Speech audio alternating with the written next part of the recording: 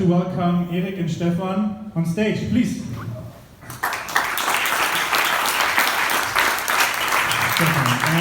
Maybe, please have a seat. Please have a seat. Maybe you can introduce yourself and then tell us about why it clicked last time. You want to go? Yeah. Hello, I'm Stefan. I live in Switzerland near Basel, and I was invited from Andrea through LinkedIn last year, and the last few years, actually 8 years, I was fighting for startups to motivate private persons to invest, and I learned it the hard way to reach success. And if I join a startup with a startup, I give the full commitment to stay till the success, till everyone agrees that there is no chance for success or till we reach success. And last year we met at a coffee machine and it clicked. I don't want to. I just want to add. I mean, there is no way to not have success. Okay. So you see, he's got the red point. He's an investor. I've got the green point. I'm the startup. My name is Erik, founder and CEO of Smart&Green Energy. I live in Switzerland. I work in Berlin. This is weird. I mean, we had a coffee and then suddenly the guy's from Basel. I'm from Pfeffikon. And what he does is mobilize a lot of people to change their philosophy, their way of life.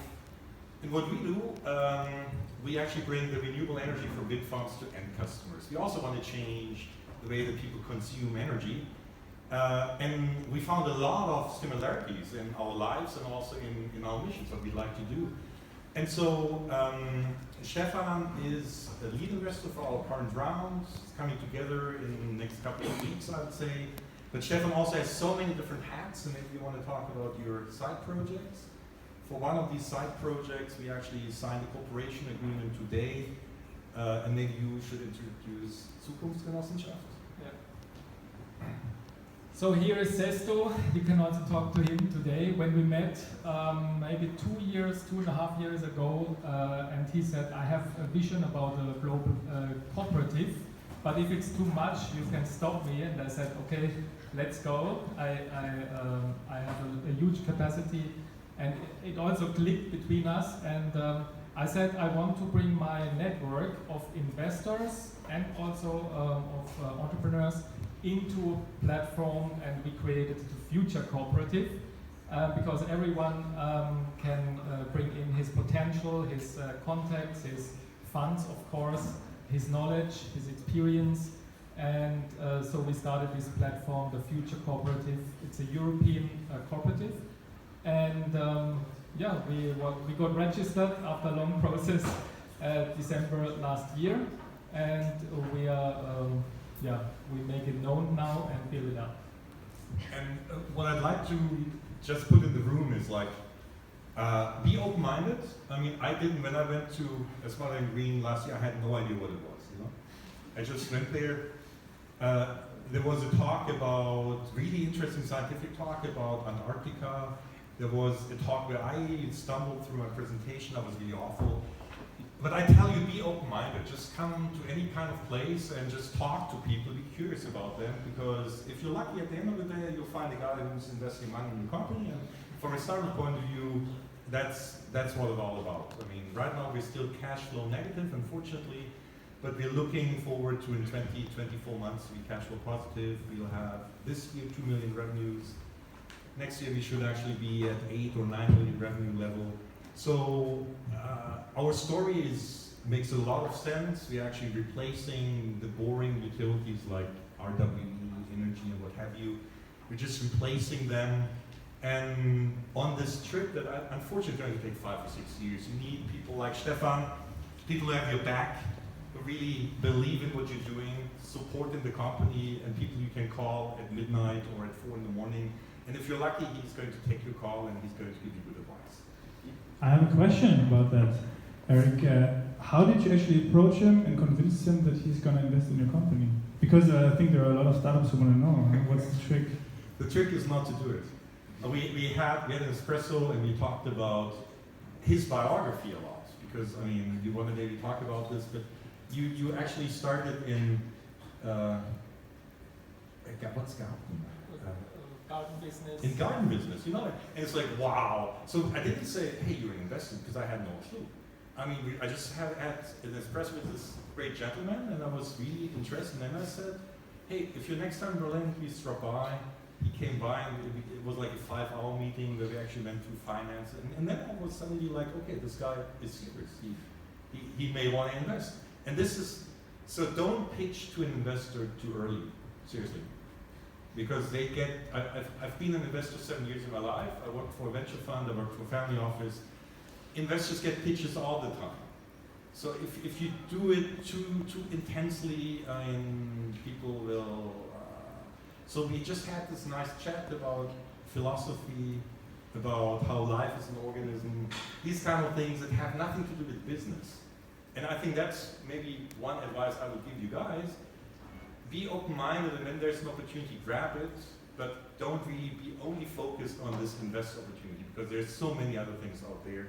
And you need, as a CEO of a startup, you need to focus on so many different things. Don't solely focus on investors. So I think it's about relationships, and I felt that I can also have fun with Erik. So it's the relationship level which first took my attention. What kind of startups are you looking for? Are you actively looking for something, or is it the founder who has to convince you, and then you're saying, I might have 10 million in my bank account? In general, I'm open for everything. So there are a few things I would not invest, but so from everything which is ethical, matching my values.